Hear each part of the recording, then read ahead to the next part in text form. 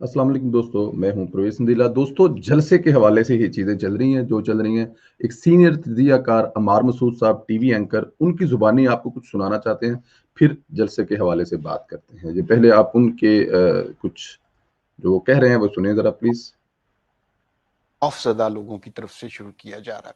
खौफ का ये आलम है कि एक नहीं कई कई वुज़रा और तर्जुमान लगे हुए हैं मुसलसल लोगों को ये बात बताने के लिए कि आपका जलसा नाकाम हो गया है। जहां पे लोगों की एक बड़ी तादाद मौजूद थी, उस इलाके के लोगों को ये बताया जा रहा है कि आप लोग वहां पर मौजूद नहीं थे।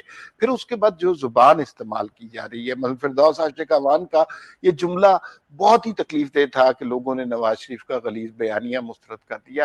बुनियादी तौर पे ऐसा करने वाला, कहने वाला खुद गलीज होता है और जो किसी को गाली देता है उसको पड़ती है। और फिरदौस आशिक अवान जिस तरह एस्टेब्लिशमेंट की टाउट और पिट्ठू बनकर इस वक्त बयानात दे रही हैं, उनकी सिर्फ यही क्रेडिबिलिटी है। एक जरा सी हवा चली तो ऐसे लोग आपको नजर ही नहीं आएंगे। ये सिर्फ स्क्रीनों पर फयाजुल हसन चौहान और फिरदौस आशिक अवान गलाजत बखेरने के लिए आते हैं। और जो लोग लोगों के रहनुमा होते हैं, सियासी लीडर होते हैं, उनकी जी दोस्तों आपने सुना कि अमार मसूद साहब फरमा रहे हैं कि जलसा कामयाब हुआ और बहुत ज्यादा कामयाब हुआ, लेकिन उसको नाकाम साबित करने के लिए ड्यूटी कौन दे रहे हैं?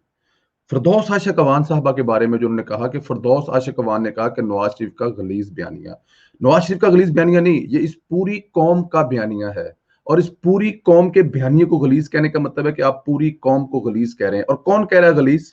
जी, वो टाउट कह रहे हैं जिनकी ड्यूटी ये लगी हुई है कि तुमने अपनी जुबान गंदी बाहर खोलनी है, गटर से भी ज्यादा गंदी, और तुमने जाके जो बकवास करनी है, उस बकवास से तुमने तकलीफ जो देनी है, किसको देनी है? इस मुल्क के 22 करोड़ अवाम की।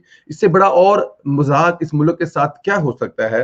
एक नाम अमार मसूद साहब भूल गए हैं, वो है शिबली फराज जैसे लोगों का, जिनको बिल्कुल इस बात की शर्म और हया नहीं है कि वो किन की औलाद है, किन के घर पैदा हुए हैं, लोग उनके फादर की कितनी इज्जत करते हैं। ये वो लोग हैं जो टीवी पर बैठ कर आकर लेकिन जो सबसे बड़ी बात है, फिरदौस आशिक अवान, जिनका किरदार किसी से ढुका छुपा नहीं है, इनको पिछली दफा मरकजी हुकूमत से इसलिए निकाला गया था क्योंकि इन्होंने करप्शन की थी, इन पर करप्शन के इल्जाम थे। लेकिन दोबारा अभी आपने सुन लिया अमार मसूद भाई के मुंह से कि ये स्टैब्लिशमेंट के टाउट हैं। अब स्टैब्लिशमेंट जब दिल करे, जिसको दिल करे वापस लेके आए, और जिनसे जो दिल करे वो बुला लेती है।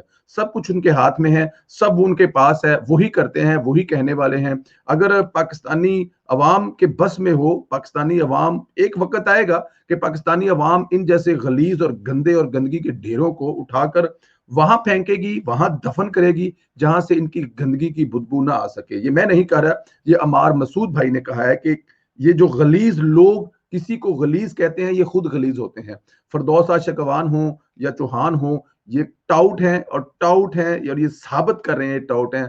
सुबह से शाम तक इनके जो मुंह से गंदी बदबूदार बातें निकलती हैं, वो इस अवाम को तकलीफ देने के लिए काफी होती हैं। और बिल्कुल ठीक कह रहे हैं मज़ार मुझे भाई, तकलीफ होती है, और इंतहाई तकलीफ वाला जुमला है कि आप पाकिस्तानी अवाम, जो जिनका हक है कि वो जहां चाहे वोट डालें और वोट को इज्जत दो, मियां मोहम्मद नवाज साहब का बयानिया है। अगर आप ये कह रहे हैं कि वो वोट को इज्जत दो का बयानिया एक गलीज बयानिया है, तो जनाब ये गलीज बयानिया इस पाकिस्तानी अवाम का है। आप इस पाकिस्तानी अवाम को गलीज कह रहे हो, और जब आप पाकिस्तानी अवाम को गलीज कहेंगे ना, तो पाकिस्तानी अवाम आपका वही हाल करेंगे जो अब मैं कुछ यहाँ पे कहना मुनासिब नहीं समझता। दोस्तों, इंशाल्लाह आपसे एक दूसरी वीडियो मुलाकात होगी। अपना ख्याल रखें।